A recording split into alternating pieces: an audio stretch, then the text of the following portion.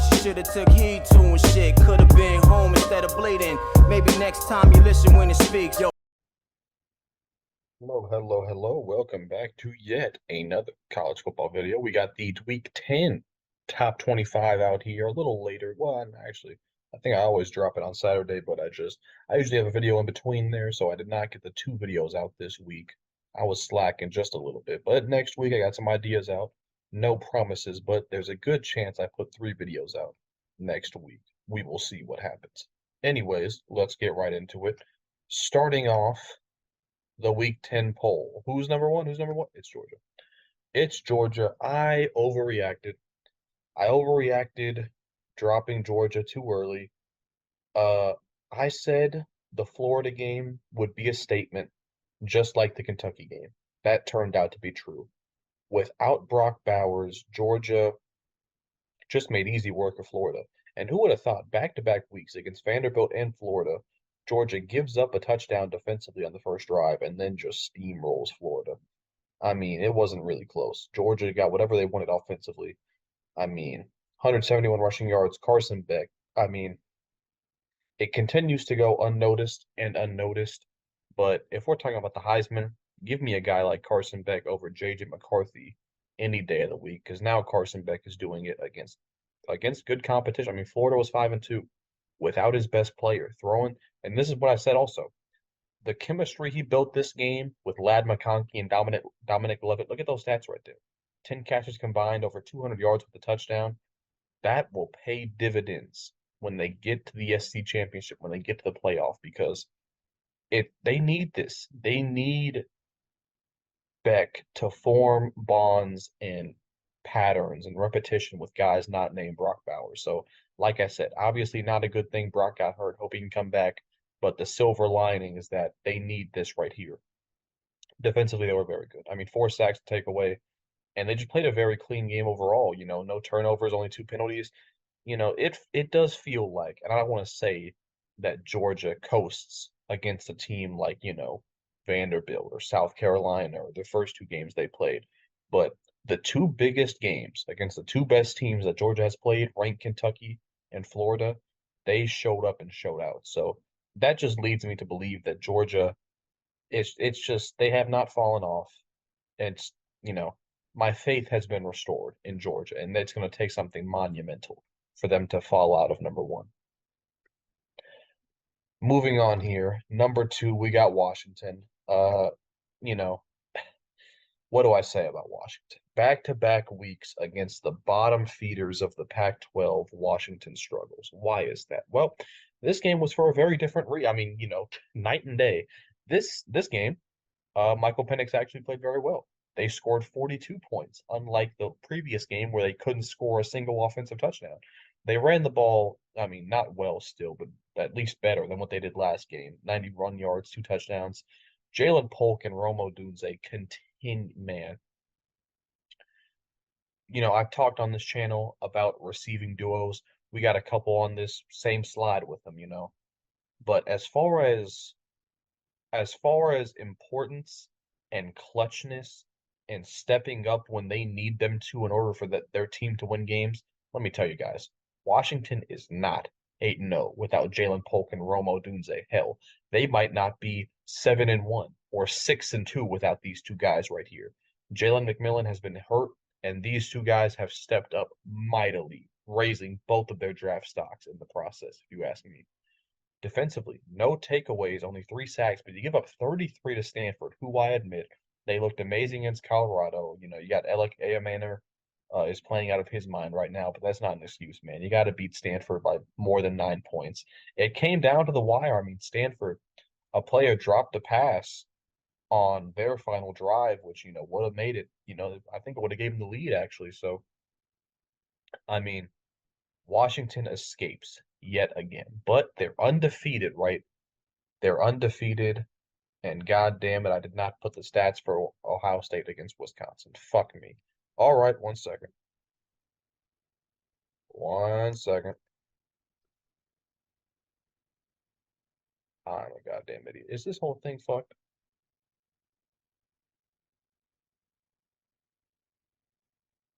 I'm not sure it is. Let's just pull up this. God damn it!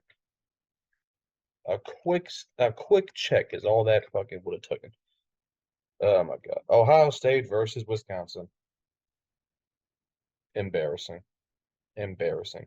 The reason I dropped Ohio State by one is because mainly Kyle McCord played one of his worst games of the season against Wisconsin right here. We'll break it down right here. Okay. Ohio State defensively, no need to get into that. They played lights out. Um, 2 sacks. I mean, only 94 rushing yards allowed to Wisconsin. They were great defensively. Offensively, take a look at this. Kyle McCord, 2 interceptions. Look at the difference, though, TreVeyon Henderson adds to this offense.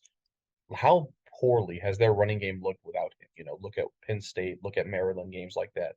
With him, I mean, 207 yards for Henderson with a touchdown. I mean, he was their best offensive player that day. Marv also stepped up. So Ohio State is very dependent on their 2 stars as far as Henderson and Marvin Harrison are concerned. And Mecca not there right now. But, McCord, 2 interceptions. Ohio State did not look amazing, is my point here. Gave up several sacks to Wisconsin. They had 4 this game. So Ohio State, man, so tough because they haven't looked great. And against all against, you could say, the 4 best teams they played, Wisconsin, Penn State, Maryland, Notre Dame, they didn't look dominant in any of these games. But they've won just about all of them in the same way with great defense and, you could say pulling away late, which is what they really did here. 14 points in the second half, holding Wisconsin to none in the first and fourth quarter.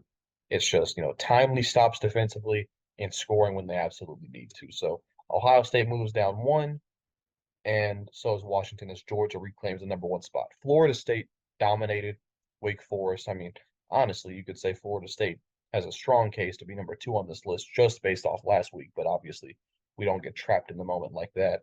Jordan Travis is playing amazing football right now. I said last week against Duke was his best game. I think this clearly takes the cake. I mean, almost 400 yards and 4 touchdowns. They ran the ball fairly well. This is Trey Benson and Keon Coleman's combined stats as Johnny Wilson did not play. 11 catches, 166 yards, 3 touchdowns. I mean, they look dangerous offensively, and they've looked dangerous all season. I'm talking that it seems like they're getting in their rhythm, which is very scary for not just the rest of the ACC, but the rest of college football. Because if Florida State really builds some momentum and some consistency offensively, once Johnny Wilson gets back, oh man, I am scared. Defensively, 5 sacks. They beat up Wake Forest and their quarterback. This was a dominant win. And this is what you want to see against Florida State, especially after the Boston College game early. You got to dominate some of these ACC teams. And it looks like that's what they're getting to do. Oregon at 5 jumps up 1 spot because man, they did unspeakable things. And a place where I think Utah had won like 27 straight home games, not including COVID. So Oregon Oregon went in there and performed, and they did what I thought they were going to do. I said it was going to be double digits, but honestly, I didn't think it was going to be this bad. It's what let me say it. Look, it's what should have happened, but teams rarely beat teams like they should. So this was still surprising in a way. Bo Nix, Bo Nix was flawless. I give him an A+ in the first half. I think his only incompletion, I think it was 15 for 16. And I think his only incompletion was a 40-yard touchdown wide open that was dropped by Troy Franklin, who himself had a solid game. But, that was the only flaw Bo Nix had in the first half. They ran Utah out the building. It was over early. The crowd really couldn't even get involved, past the second quarter because, I mean, it was over. They ran the ball not as well as Oregon usually does, but still, I mean, 142 yards, 3 touchdowns. Bucky Irving played well, although he did have a fumble, I believe. Defensively, they just shut that shit down. This was not USC. It is very clear that this was just 2 different caliber teams Utah was playing, and they didn't stand a chance. So Oregon, big win on the road over the number 13 team in the country. That's why they jump up 1 spot. Michigan had their bye week, you know. So, I mean, I had to compare that. Oregon just beat the 13 team on the road, and Michigan didn't play anybody. So typically teams drop when they have a bye week. So nothing against Michigan, but they're back down to number 6. Taking a look at their stats as a whole, JJ McCarthy, the best game manager in college football right now, running the ball fairly well. Not as well as I thought they would be, honestly, but it's hard to run the Big Ten. I understand that.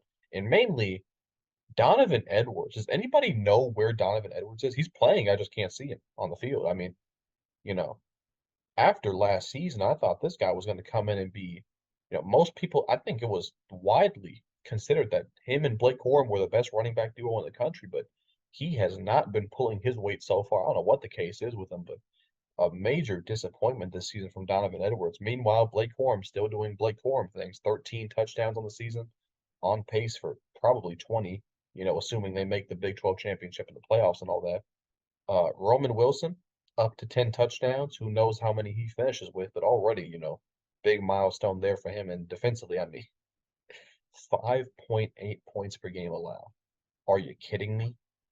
Yeah, it's just like I've been said that Michigan is playing the most dominant football, the most clean football in the country right now, and it seems like they're getting better week by week. But let's see how they look coming out of their bye week with all this goddamn investigation looming over their head. They still got Penn State. We'll see what they do there, and obviously Ohio State. But let's see if Michigan can finish strong to the season. Alabama at 7. Again, they have a bye week as well, but they just happen to jump up one spot. Uh, what is there to say about Alabama that I have not already said a half a dozen times? I mean, Milroe has been a pleasant surprise. It turns out that it's not Milroe holding back the Alabama offense, but he's actually the one that's had to shoulder it and put it on his back. Because I've said it before, I'll say it again. Tell me how many other SEC quarterbacks could have won the A&M game, for example, the Arkansas game, for example. Milroe has won this team a couple games already, just off him alone, because this offensive line sucks. Shit, 1 second. This offensive line sucks. We were lied to as a collective about Bama's offensive line because it's given up 35 sacks in 8 games. I mean, it'll probably finish over 50 allowed, which is just embarrassing. I mean, they struggle to run the ball, 3.7 yards per carry, of course. That takes into account all of the sacks, so it's actually a lot better than that. But still, they don't have, you know, Jace McClellan, he's solid, but he's not a Jahmyr Gibbs, he's not a Brian Robinson, he's obviously not a Najee Harris, so they don't have the talent at the skill positions or the offensive line, really everything. I said this before the season. You can make the case this is the worst quarterback Alabama's had in years. This is the worst running back room Alabama's had in years, certainly running back room.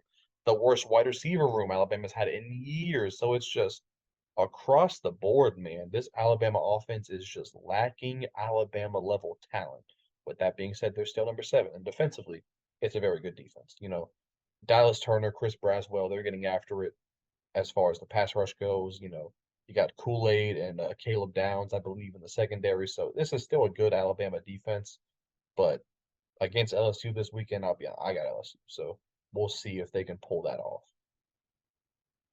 Number 8, I got Ole Miss. And, it just so happened that all these LSU teams, or all these SEC teams, happened to rise in the rankings because of what some of these other teams just couldn't handle their business. Ole Miss beat Vanderbilt convincingly. That's what I like to see.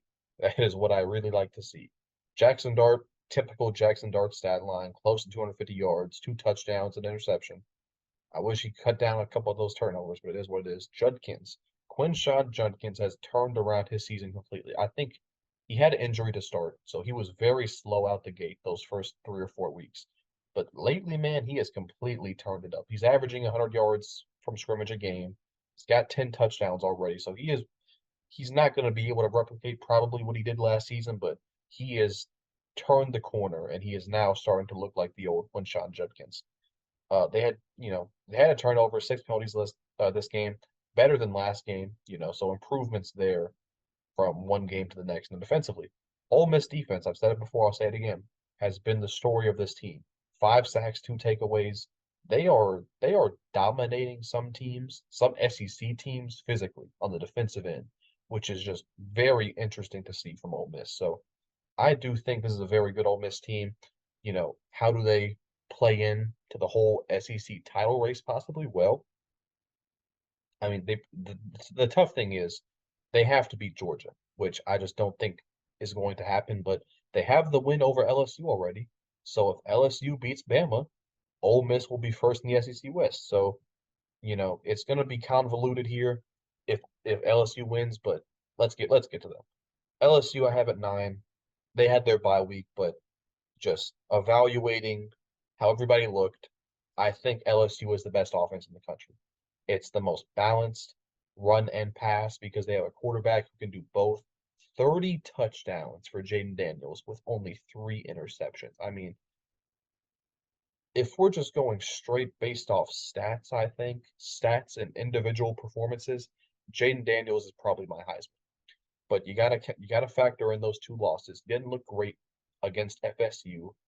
Ole Miss, I put 0% of the Ole Miss game on Jaden Daniels. I mean, he put up 49 goddamn points, I think. So there's not much you can do there.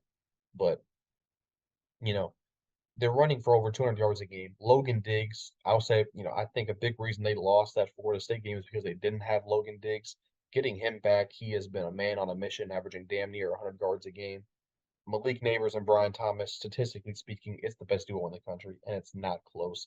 Polk and Odunze, okay, they're pretty close, especially talent-wise. Which I mean, just look at the stats: 20 touchdowns combined. Are you fucking kidding me? They might get 30 by the end of the year. I mean, 1,700 yards combined, almost 100 catches combined. Malik Neighbors and Brian Thomas are playing out of their minds. Defensively, it's not good. It's not good, but it has been better as of late. Starting with the Missouri game, I feel like they turned a corner, and it's not as bad as it was, against Florida State and against Ole Miss and stuff like that.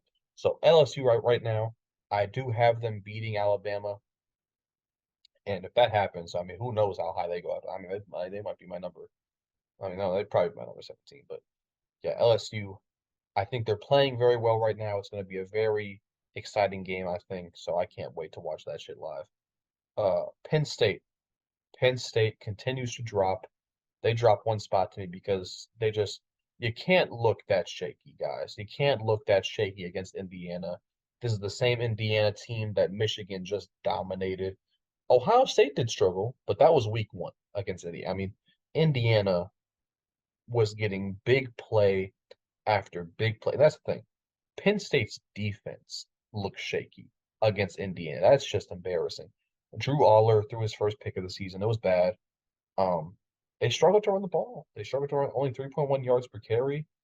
Um, this is the crazy thing. Indiana, 7 more yards. They got more yards than Penn State, which is embarrassing. They did it in 11 less minutes, guys. I can't stress how ridiculous that is. And Indiana had more yards from scrimmage than Penn State, and they had the ball for 11 minutes less. That's ridiculous that's even possible. But Penn State found a way. When there's a will, there's a way at Penn State, I guess. Defensively, just not good enough. Just not good enough. I mean, let's look at it here. Oh, fucking 3 sacks, 2 takeaways. It's just not good enough against Indiana. So Penn State, rather than rebounding after the Ohio State game, gives me a very, very shaky performance against Indiana. So that does nothing to rebuild my confidence in Penn State, and it only just reaffirms my belief that they're going to get crushed against Michigan now. So we'll see if they can prove me wrong. Missouri also jumps up one spot with a bye week. So this is something I noticed that's interesting. I am just way higher on all of these SEC teams than the rest of the country is. I mean, I got LSU, Missouri, and Ole Miss, back to back damn near from number 8 to number 11. So Brady Cook, Cody Schrader, Luther Burden. It has a case for the best trio in the SEC. A very strong case. I'd probably take Daniels, Diggs, and Neighbors, but still, I mean, Missouri is a close second at that point because Brady Cook is playing very good football right now. On top of that, Cody Schrader, over 100 yards a game, 9 touchdowns on the year. Luther Burden, man, to do what he's done from the slot, getting downfield, just getting so much separation, it feels like on every play. He has been outstanding this season defensively. You know, the defense is not the strength of this Missouri team. They get into shootouts, they get stops when they need to. I'll say that. But Missouri's looking to outscore teams. Can they do that against Georgia? I just doubt it. I just this Georgia team is not last year. You can't catch them on the road with a shaky offense. I think this Georgia offense, even without Bowers, is just going to be. I don't think Missouri can stop them, to be quite honest with you. So I do think they're going to suffer a loss this weekend, but I don't think it's going to affect them much. Because if the number 11 loses to the number 1, we expect that to happen. So it's just we'll see how I evaluate that if it is to happen. I'll be watching that game live, so you'll get my honest takeaways from that game. Oklahoma at 12, obviously, just a devastating and embarrassing performance against Kansas. Now, you may wonder why they only dropped 5 spots.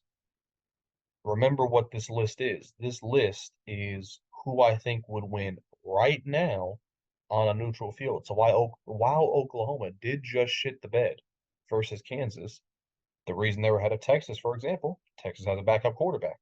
Oklahoma still has their start. Oklahoma already beat Texas with their starter.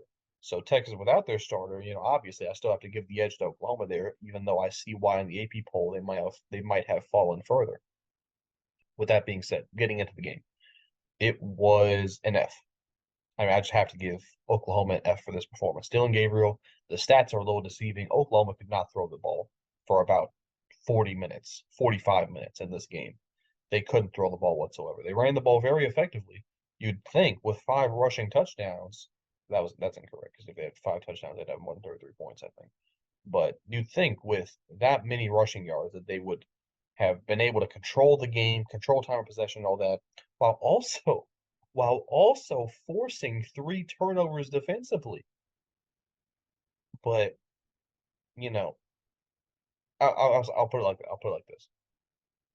I watched this game. Kansas left about, we'll call it 18 points on the board. Keep in mind what I just said. They lost to Kansas, who had a backup quarterback, and Kansas left about 18 points on the board offensively. So you didn't just lose to Kansas. You lost to a Kansas team who was playing far from their best football. That's embarrassing, man. It's such just an awful loss from Oklahoma. And I'm not going to gloat, okay, because this whole season I was saying how Oklahoma has proven me wrong, right? Because before the season, I didn't even have Oklahoma ranked, okay? So it's still an achievement for them to have gotten to this point, but I'll be honest. The Oklahoma I thought we were getting this season is what I saw on the field versus Kansas. I'll just put it that way. Can they bounce back? Well, it's going to be a very tall task against Oklahoma State. So we'll see if they can. But honestly, after the Kansas game, I have little to no faith in Oklahoma right now. So we'll see what happens. Texas beat BYU convincingly. I'll be honest, this was impressive to me. With the backup quarterback, they just used their stars, man. They used Jonathan Brooks. They used A.D. Mitchell. Limited turnovers. He did have one, but still, obviously, the name of this game was, just not turning it over all day, giving BYU short field. Defensively, got 3 takeaways as well, so that helps. I mean, they dominated BYU, and I thought this could be shaky because of, the backup quarterback and everything. Is BYU the same caliber as Kansas State, for example? No. I think I actually do have Kansas State upsetting Texas this weekend, but has no bearing on this ranking. They dominated BYU. They remain at 13 for me. Notre Dame at 14. Well, they did unspeakable things to Pitt, is what Notre Dame did. And who would have thought Sam Hartman, no touchdowns, 2 interceptions this game. Come on, Sam. He did not play his best game, but Audric Estime on the season, over 1,000 yards now, 12 touchdowns. He has been just a rock for them all season long. 4 receivers over 50 yards. That's probably the first time Notre Dame's done that this season. Defensively, got 5 takeaways. And they dominated Pitt. I mean, that's all you gotta say. Do I hold a lot of value in Pitt as a win? No, not really. They play Clemson this week. We'll see what they do against that. But yeah, Notre Dame, they stay at 14 for me. Very, very, very dominant win, though. I'll say that. Tennessee played a good Kentucky team, and they pulled out a win. They move up 2 spots for me. Joe Milton has been very solid. I'll say that. Since the Florida game, really, I feel like he has been just playing a different level of football than what we saw early on in the season. They ran the ball. They ran the ball incredibly well, which they've been doing all season. Over 250 and over 5 yards per carry with 2 touchdowns. 5 receivers over 30 yards, so spreading the ball out like they've been trying to do this season defensively. Uh, I'll say this, Devin Leary played his best game of the season against Tennessee, so maybe not what you want to see there from Tennessee's defense, but you did a good job slowing down Ray Davis, which I think was Kentucky's biggest weapon going into this game, and you pulled out a tough win. Kentucky's not an easy opponent, and they came to play. And Tennessee, they took their best shot. Honestly, I think we could come back and say, besides the Florida game, maybe that was the most complete, well-rounded version of Kentucky we may see all year. And Tennessee survived that, so a little bit of faith restored in Tennessee. Not that I had lost it after the Bama game, but you know, the loss did not seem to affect Tennessee that much. They bounced right back against a good team. So I like what I saw out of Tennessee. Utah only drops one spot. We don't even got to spend much time on this. I mean, they got dicked. Got dicked versus Oregon. Bryson Barnes went back to being the guy who I didn't even have his name on here for a while. Respectfully, but yeah, he's not good enough to beat an Oregon. Point blank. They couldn't run the ball. Sione Vaki did nothing. I mean, they just got fucked. I mean, there was a clear mismatch on the field as far as size, speed, toughness, which is tough to deal with if you're Utah, because that's that toughness, especially at home, was kind of what they pride themselves on. But they got bullied. They got bullied this game. They just didn't have the talent to match what Oregon brought to the table, and that's the result you're going to get. But it's what I expected to happen. So my number 7 goes against my number 15. Yeah, I expect them to lose. Maybe not in that dominating fashion, but nonetheless, Utah only drops one spot for me because I think they'd still beat every team below them, starting with Tulane at 17, moves up 2 spots after narrowly beating Rice. Shout out to JT Daniels. He's been balling this season, but Tulane pulls out that win. Michael Pratt over 300 yards and 3 touchdowns. Might be his best game statistically he played. Mekhi Hughes, freshman running back. Here's what he's done his last 4 games. 559 total yards and 4 touchdowns and over 6 yards per carry. He has been balling out in a major way as of late. 3 receivers over 40 yards this game, mainly Chris Brazzell is their number 1. And then defensively, they played well early, and then, Rice kind of clawed their way back into the game, but Tulane survives, kind of like they did against, I won't say against Memphis because that was different, but Tulane beating all these teams. I mean, they still haven't lost with Michael Pratt. The game against Ole Miss, Michael Pratt was hurt. He wasn't there. So Tulane, they're just recreating what they did last season, beating all these teams in the AAC that they're supposed to beat. So we'll see how long they can keep it going. They're at 17 for me. Air Force also jumps up 2 spots after a pretty dominant win versus Colorado State. I mean, Navy the week before was not pretty. This one a little more so. They were able to get back to what they do well, which is running the ball. Over 250 rushing yards, 3 touchdowns. Very clean game. No turnovers, obviously. We usually expect little to no turnovers from Air Force, but only 2 penalties this game. And then defensively, another strength of this team, 2 sacks to take away. I mean, this is an Air Force game. This is how they beat teams in their conference, Good defense, run the ball, absolutely dominate time of possession. Low penalties, low turnovers. I mean, it's a tried and true formula for the military schools, but Air Force is doing it at a very high level right now. So they're at 18 for me. Kansas jumps all the way up from unranked to number 19, obviously, dominating win. Jason Bean, he had 2 bad picks, both in the 4th quarter. It's a miracle. It's a miracle they won this game, but they were able to run the ball extremely well. I mean, they had like 400 rushing yards versus UCF earlier this year. They brought some of that to Oklahoma. Devin Neal and company, over 200 rushing yards, shut down Oklahoma's passing game. A lot of that was due to, the wind, the elements, all that. But I mean, for Jason Bean to really outplay Dillon Gabriel in a way, that is embarrassing for Oklahoma. But good for Kansas. Defensively, 3 takeaways as well. Kansas played out of their mind this game, man. They gave it all they had, and just a great win. Nothing else to say about that. Kansas into my top 20 for the first time this season. Louisville jumps 6 spots. Maybe I think it was after their loss. Who they lose to? Was it Wake Forest or was it Virginia Tech? It was one of those two. After their loss, they beat Notre Dame. I threw them up here. Then they lost to a weak ACC team. I'm like, oh, that was a fluke. They don't deserve to be up here. But, then they beat Duke handedly, 23-0. And both of their ranked wins being against Duke and Notre Dame, eerily similar, honestly, in both games, Jack Plummer was just massively unimpressive. I mean, 117 yards from their quarterback. Oh, goodness. Jawar Jordan, both games, took over and dominated. 163 yards and 2 touchdowns this game. Jamari Thrash, man, if this guy played on a team he doesn't even need a good quarterback. He just needs somebody not named Jack Plummer. If he played on any other team damn near in the country, I'm convinced this guy would have like damn near 1,000 yards already. That's how good I think Jamari Thrash is. He does not get the ball enough. He does not have a quarterback who can get him the ball enough. Man, this guy's extremely talented, and he shows up in these big wins whenever you check the box score. Defensively, 4 sacks, 1 takeaway. I like Louisville's defense, man.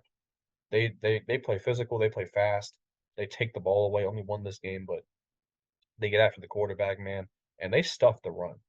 It's one thing to stuff one one team's run game who is known for running the ball, but if you can stuff both Duke and Notre Dame, whose identity is running the football, that says a lot about your toughness and your front seven. So Louisville, I'm gonna start taking them a little bit more seriously because there's a good chance we see them against Florida State in the ACC championship game. Oregon State loses to Arizona.